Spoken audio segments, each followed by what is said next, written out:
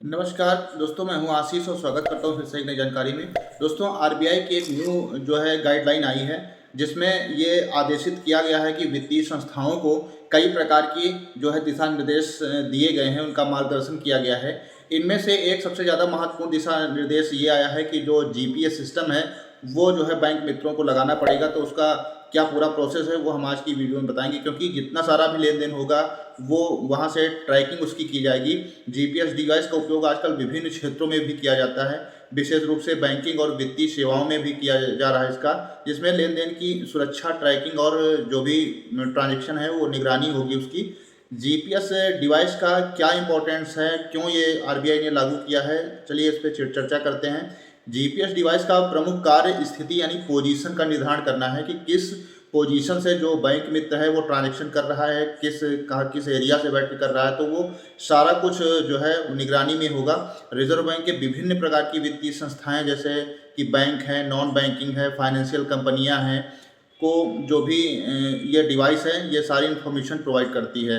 तो ये बहुत ज़्यादा ज़रूरी हो गया है, क्योंकि ये 14 अप्रैल से लागू हो जाएगा। अगर जो लोग इसका जो है उपयोग नहीं करेंगे उनका लेन देन जो है प्रभावित होगा और उनकी हो सकता है कि उनकी जो आईडी है वो बंद कर दी जाए। और इससे जीपीएस से क्या होता है कि धोखाधड़ी से भी बच सकते हैं। तो आरबीआई की जो दिशा निर्देश है उसमें मेन पॉइंट ये है कि जो लेन देन की सुरक्षा है वो बढ़ेगी। भारतीय रिजर्व बैंक ने बैंकों और अन्य वित्तीय संस्थाओं को निर्देशित किया है कि वे जीपीएस डिवाइस का उपयोग करके अपने ट्रांजैक्शनों की सुरक्षा जो है सुनिश्चित करें, क्योंकि जीपीएस डिवाइस का उपयोग करके बैंक यह ट्रैक कर सकते हैं कि कोई ट्रांजैक्शन कहाँ हुआ है, ताकि किसी भी धोखाधड़ी या अनधिकृत लेन देन का पता जो है लगाया जा सके। इससे बैंकिंग प्रणाली में पारदर्शिता और सुरक्षा जो है बढ़ेगी। तो कहीं ना कहीं बहुत ज़्यादा इम्पोर्टेंट दिशा निर्देश बैंक मित्रों के लिए आया है। और अभी तक देखा होगा कि आधार जो है प्रमाणीकरण में ही इसका उपयोग किया जाता था। जो आरबीआई के दिशा निर्देशों के अनुसार जीपीएस डिवाइस जो थी उसका उपयोग जो आधार कार्ड से जोड़कर ग्राहक की पहचान और उसके स्थान का जो है सत्यापन किया जाता था। लेकिन यह व्यवस्था बैंकों में भी लागू की जाएगी। बैंकिंग सेंटर्स हैं, जितने सेंटर्स हैं उसमें लागू की जाएगी, क्योंकि जो धोखाधड़ी की संभावना है वो कम हो जाए इसके माध्यम से। और मोबाइल वॉलेट और भुगतान जो है, जितने सारे प्लेटफॉर्म हैं आरबीआई के अनुसार, मोबाइल वॉलेट और अन्य डिजिटल जो भुगतान प्लेटफॉर्मों पर भी जीपीएस डिवाइस का प्रयोग किया जा सकता है।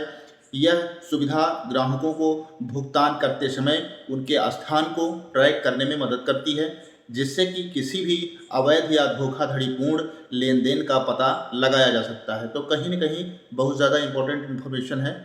तो ये ज़्यादा से ज़्यादा शेयर करिए, क्योंकि जो अगर जितने सारे बैंक मित्र हैं, जितने सारे कियोस्क बैंकिंग चला रहे हैं, वो अगर जीपीएस डिवाइस नहीं लगाते हैं तो उनका लेन देन प्रभावित होगा और जो है बंद भी हो सकता है। तो कहीं न कहीं आगे से आगे इसको जो है आपको परचेज करना पड़ेगा, थोड़ा सा कॉस्ट भी लगेगा। तो ये एक न्यू गाइडलाइन आई है जिससे जीपीएस डिवाइस जो है लगानी पड़ेगी। धन्यवाद, मिलते हैं फिर किसी नई जानकारी के साथ। तब तक के लिए नमस्कार।